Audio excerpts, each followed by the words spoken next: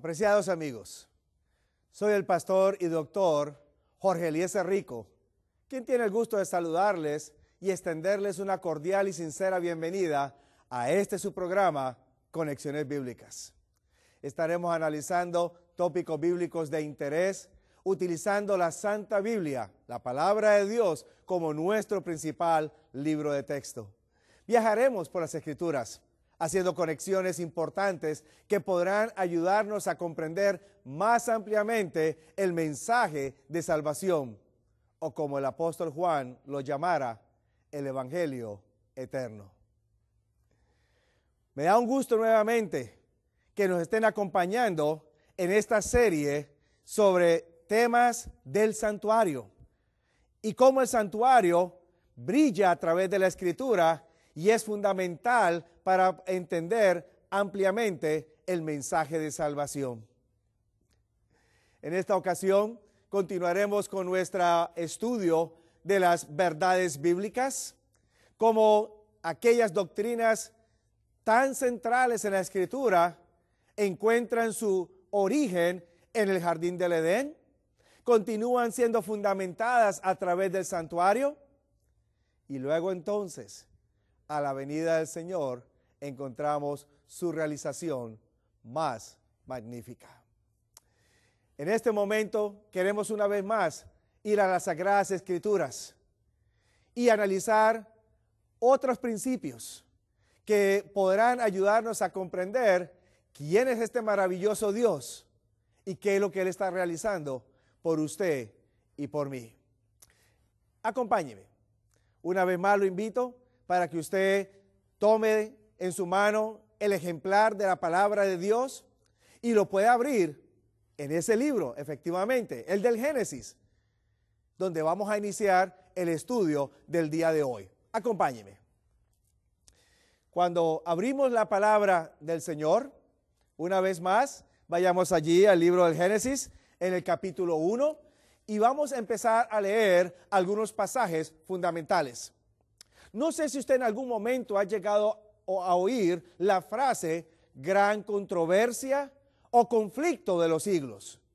Es una frase muy común, especialmente cuando se leen libros cuyo título tenga que ver con ello.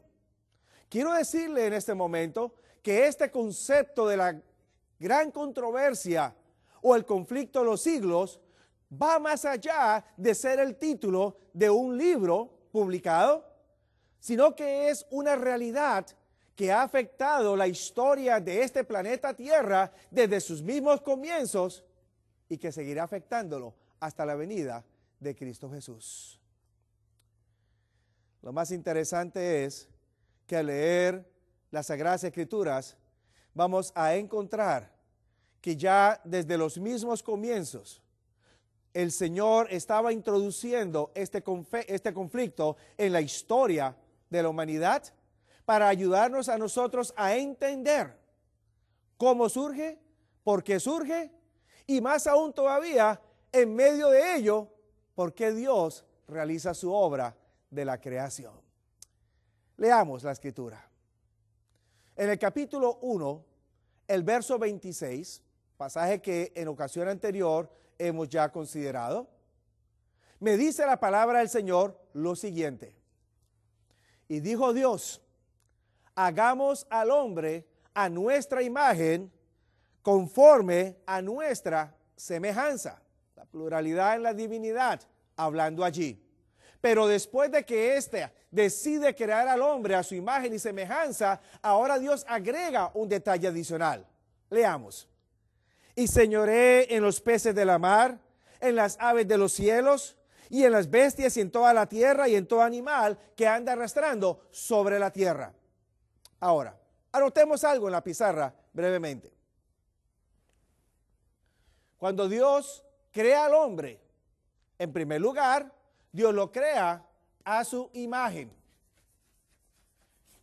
Término muy importante. En segundo lugar, lo crea a su semejanza. Y después de que Él realiza esta obra de crear al hombre a imagen y semejanza de Dios, Dios entonces le otorga un tercer don al hombre. Le dice, señoree sobre toda la creación.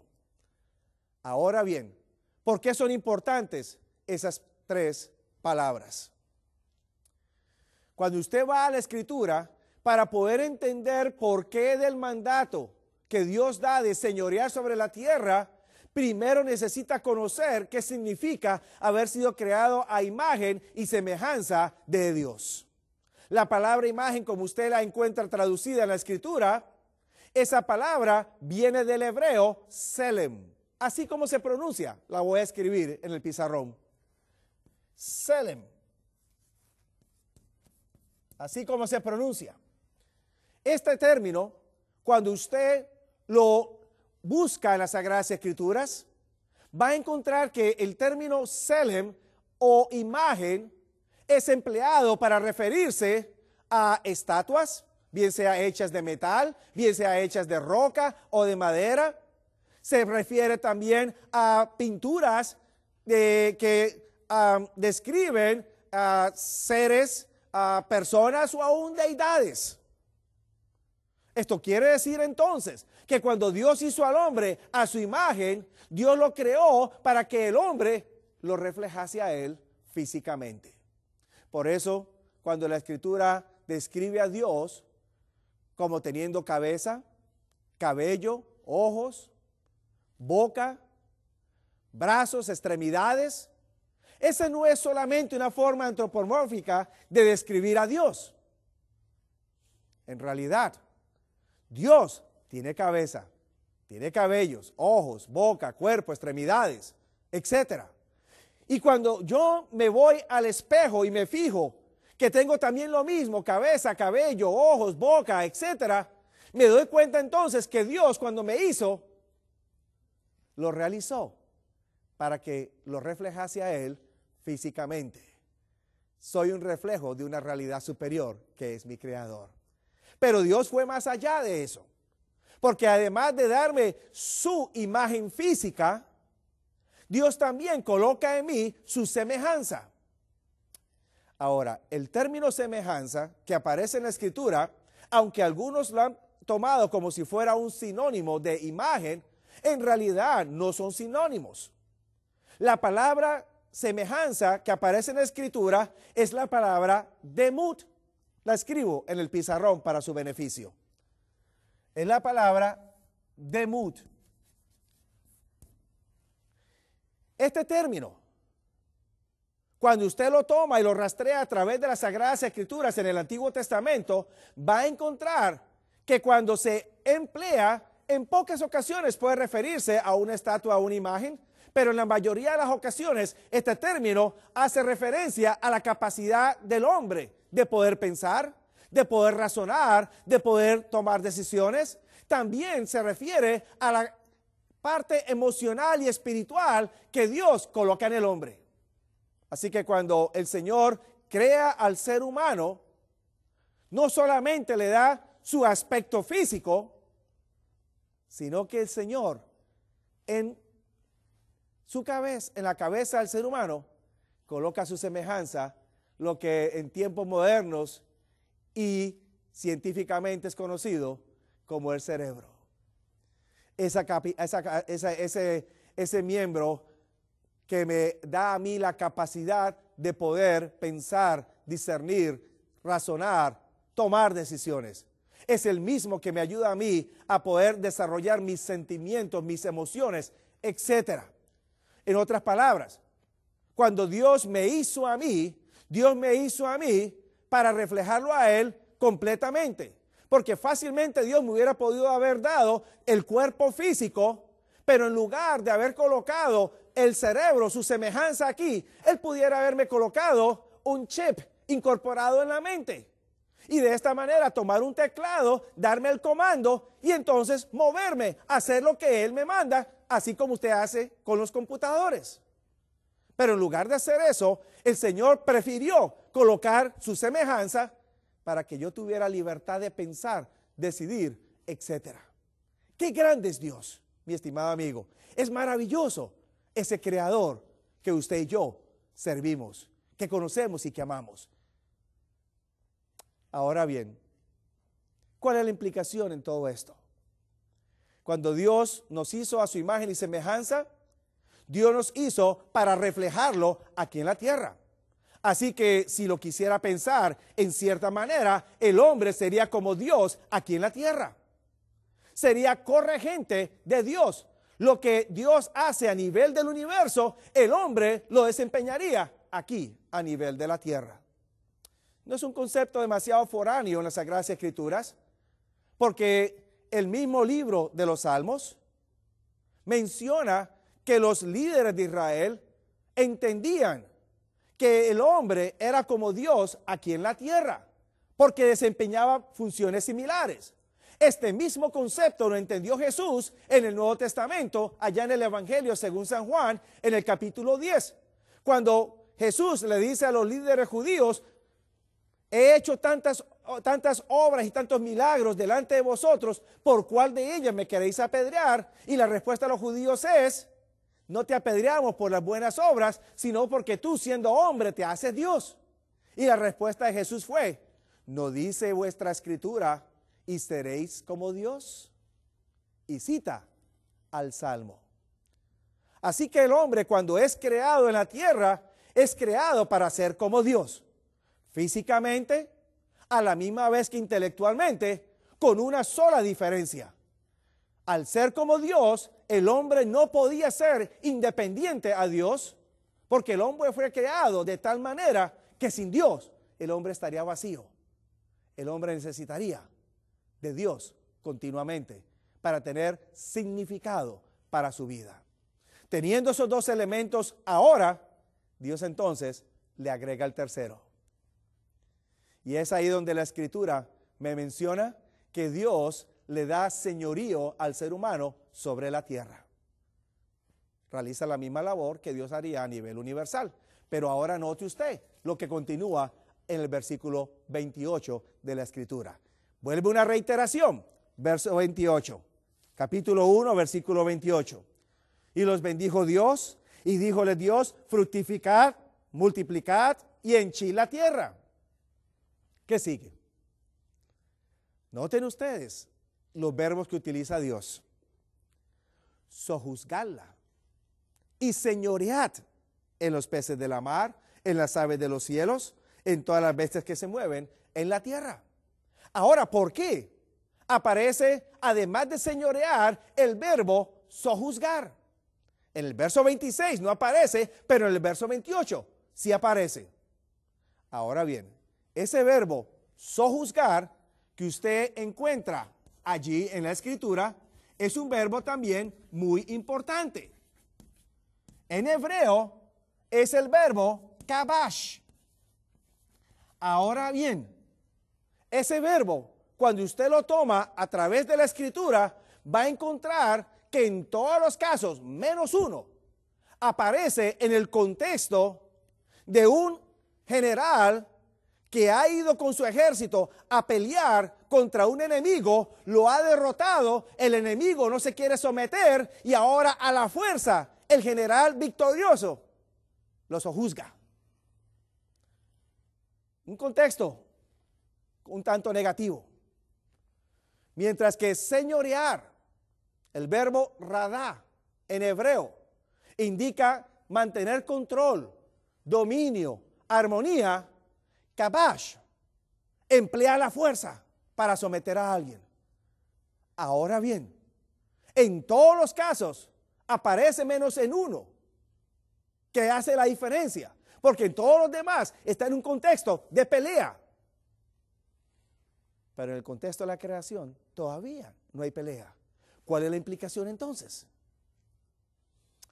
La implicación me indica a mí que ya desde el capítulo 1 Dios estaba alertando a la existencia de una rebelión cuyo líder estaba amenazando con afectar la existencia en el planeta Tierra.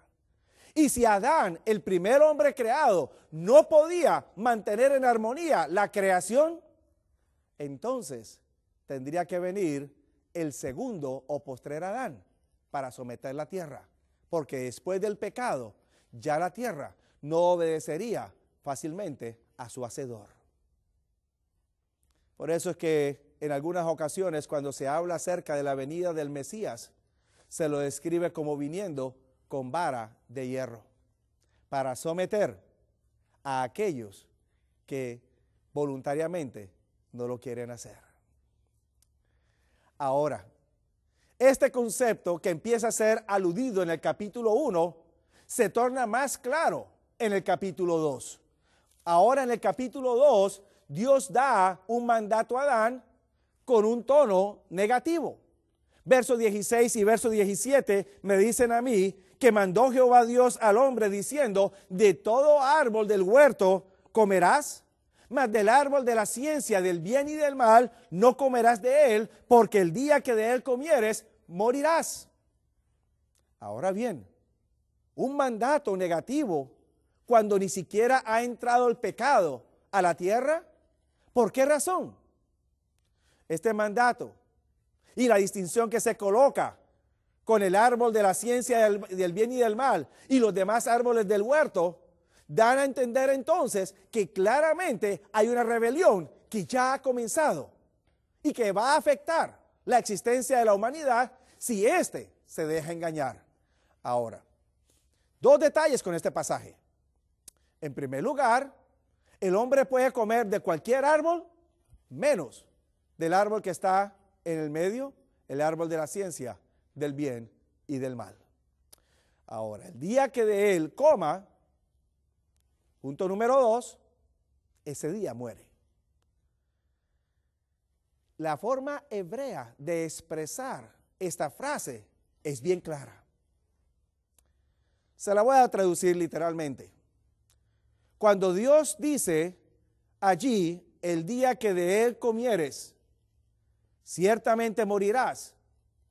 La forma literal, la traducción literal de esa frase en hebreo es la siguiente. El día que de él comieres, muriendo, morirás. Hay una repetición allí en la frase, que por supuesto en español la repetición no tendría sentido. Pero esa repetición es una forma hebrea de expresar certeza de que algo va a suceder. Así que mi querido amigo, cuando Dios le dice al hombre, el día que de él comas, ciertamente morirás, Dios no le está diciendo al hombre, si comes, vas a morir en el futuro. Si comes, vas a morir espiritualmente o moralmente, o vas a morir de viejo, o algo así por el estilo. Esas son algunas conjeturas que algunos han sacado para tratar de explicar qué fue lo que pasó en el jardín del Edén. Pero la frase es clave. El día que comieran, ese día morirían. ¿Dónde está la pregunta? El día que Adán y Eva comieron del árbol, ese día no murieron. Y de ahí que algunos han sacado la conjetura, no, lo que quiso decir Dios fue, morirían espiritualmente, moralmente, de edad, diferentes ideas. Pero la frase hebrea es bien clara. El día que de él comieran, morirían. Pero no lo hicieron. Algo pasó allí en el Edén que causó que Adán y Eva no murieran.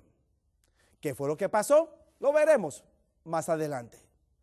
El tercer pasaje que nos muestra a nosotros ya en forma clara, abierta, que hay una gran controversia que va a afectar o está afectando a la raza humana, aparece en Génesis capítulo 3, versículo 15. Lo leo por usted. Y enemistad pondré entre ti y la mujer, y entre tu simiente y la simiente suya, esta te herirá en la cabeza, y tú le herirás en el calcañar. Génesis 3:15 presenta que hay una enemistad allí. Y esa enemistad sería entre la mujer y la serpiente. Pero a la misma vez que Génesis 3:15 me presenta a mí una enemistad, también me da una promesa. Vendría una simiente que le daría en la cabeza a la serpiente. Ahora bien, esa enemistad le va a enseñar a usted dos asuntos importantes. En primer lugar, la enemistad que Dios colocaría entre el hombre y el enemigo, o más bien la mujer y la serpiente, como dice el texto bíblico, implica que el ser humano no disfrutaría el pecado. Haría lo que haría, pero después se sentiría mal. En segundo lugar, implica que cuando la serpiente o el diablo estuviera tomando control, Dios intervendría para que la serpiente no tuviera control. Eso le explica por qué el diluvio. Cuando el diablo estaba teniendo control sobre la raza antediluviana, todo pensamiento era de mal y mal. El único que estaba sosteniéndose a medias era Noé. Dios interviene a través de un diluvio. De igual manera sucede en el Antiguo Testamento. Porque usted cree que Dios manda a Josué al momento de conquistar la tierra prometida a matar a hombre, mujer, anciano y niños. Algunos lo han interpretado equivocadamente, pero la única razón es, si los israelitas dejaban a estas personas vivas allí en Canaán, ellos los llevarían a adorar los dioses paganos. Israel los dejó y efectivamente eso fue lo que sucedió. Dios interviene para que el diablo no tenga control absoluto. Gloria a Dios. Y de esta manera permitiría entonces que la simiente viniera, muriera para darme a mí y darle a usted también salvación. La gran controversia se repite en el santuario terrenal a través del servicio del día de la expiación, a través de los sacrificios del cordero. Alguien tiene que morir para que el hombre pueda vivir. Y a la misma vez que el hombre pueda vivir, tenga la esperanza de salvación a través del juicio. Cuando se juzguen al diablo y sus seguidores, y usted y yo podamos vivir por la eternidad. Otra doctrina importante dentro de la Escritura es la que es conocida como el juicio investigador. Este concepto quizás para muchos puede ser foráneo. Hay quienes piensan que la Biblia no habla de juicio investigador y más bien prefieren creer que cuando Jesús venga por segunda vez, Él va a venir a juzgar a las personas. Note cómo la Biblia presenta la idea de un juicio investigador. En Génesis capítulo 3 aparece la primera referencia al concepto de un juicio investigador. Cuando Adán y Eva pecan, me dice la Escritura en el capítulo 3, a partir del versículo 8, que Dios viene al jardín. Adán y Eva escuchan el sonido de los pasos de Dios en el jardín, se esconden detrás de una higuera y entonces Dios llama a Adán, ¿dónde tú estás? Y la pregunta que yo me hago a veces es, ¿sabía Dios dónde estaba Adán? Claro que sí. Entonces, ¿por qué lo llama? ¿No cree usted que hubiera sido más fácil a Dios irse por un lado del árbol y luego decirle a Adán, te vi, te encontré? Pero en lugar Dios llama, sabiendo dónde estaban. En ese diálogo entre Dios y el hombre aparecen algunas preguntas cuya respuesta ya Dios la sabe. Por ejemplo, en el versículo 11, ¿quién te enseñó que estabas desnudo? ¿Has comido del árbol que te mandé que no comieses? ¿Sabía Dios la respuesta? Claro que sí. Porque entonces pregunta. Dios está dándole la oportunidad a Adán de reconocer y de confesar. Son preguntas de naturaleza moral, a la misma vez judicial. En el caso de la mujer, Dios le pregunta a la mujer en el capítulo 3, versículo 3, ¿qué es lo que has hecho? ¿Sabía Dios lo que había hecho la mujer? Claro que sí. ¿Por qué le pregunta entonces? Indica que Dios está realizando un juicio investigador. Ahora, lo más interesante es que mientras Dios hace preguntas a Adán y a Eva, no le formula una pregunta a la serpiente. Por el contrario, cuando se refiere a la serpiente, Dios lo hace con una declaración. Por cuanto esto hiciste, maldita serás. Entre todas las bestias y entre todos los animales del campo, sobre tu pecho andarás, comerás polvo y enemistad pondré entre ti y la mujer. Ahora, la pregunta que surge es, ¿por qué Dios hace preguntas a Adán y Eva y no a la serpiente? La respuesta es clara. Mientras que ya la serpiente había recibido su juicio y lo único que le esperaba era la sentencia, Adán y Eva apenas estaban recibiendo su juicio y se les estaba dando la oportunidad a ellos de poder entonces ser una vez más unificados a Dios. Este concepto aparece varias veces en la Biblia, tanto Antiguo como Nuevo Testamento. Le voy a dar algunos ejemplos. Capítulo 4 del libro del Génesis. El diálogo entre Dios y Caín. ¿Dónde está tu hermano? ¿Qué has hecho? Dios sabía las respuestas. ¿Por qué le pregunta a Caín? La respuesta es la misma. Son preguntas de carácter judicial y Dios desea que Caín confiese y reconozca su pecado. Cuando vamos al caso de Israel, allá en Ezequiel capítulos 1 hasta el 10, sucede lo mismo. Dios está realizando un juicio investigador y se presenta ilustrado a través del diálogo entre Dios y el profeta Ezequiel, que lo está llevando de lugar en lugar, de cuarto en cuarto, dentro del templo. Algunos pensarán que este concepto solamente es con relación al Antiguo Testamento, pero cuando vamos al Nuevo Testamento, Jesús también me habla a mí de un juicio investigador. Por ejemplo, cuando usted va a las parábolas de Jesús en el capítulo 13 del Evangelio según San Mateo, a partir del versículo 47 en adelante, usted va a encontrar que Jesús compara el reino de los cielos con una red que es lanzada a la mar. Se toma toda suerte de peces y luego es arrastrada hasta la orilla. El pescador se sienta y separa a los peces buenos de los malos. A los buenos los coloca a un lado y a los malos los lanza. Ahora la pregunta que surge es, ¿con base a qué es que entonces se seleccionan esos peces? Una vez más, hay un juicio investigador.